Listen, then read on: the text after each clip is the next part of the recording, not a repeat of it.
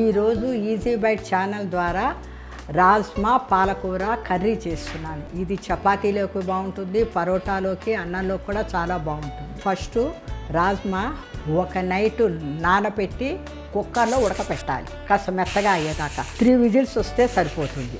Rajma ఉడకపెట్టినవి, tomato ముక్కలు, onion pieces, పచ్చిమిరపకాయలు, పాలకూర, గరం మసాలా పౌడరు, పన్నీర్ తురుము, కావలసిన సాల్టు, కారం,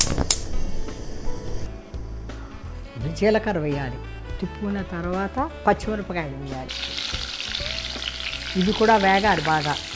తర్వాత ఉల్లిపాయ, టమోటాలు వేసి, పాలకూర వేగిన తర్వాత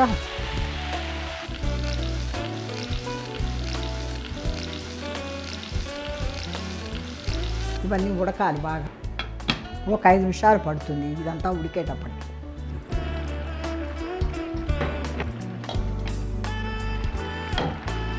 రాజ్మా పాలకూర కర్రీ తయారైపోయింది. కొత్తిమీర గార్నిష్ చేసుకోవాలి దాన్ని. ఈ కూర కనుక మీకు నచ్చితే ఈజీ బైట్ ఛానల్ సబ్స్క్రైబ్ చేసుకోండి.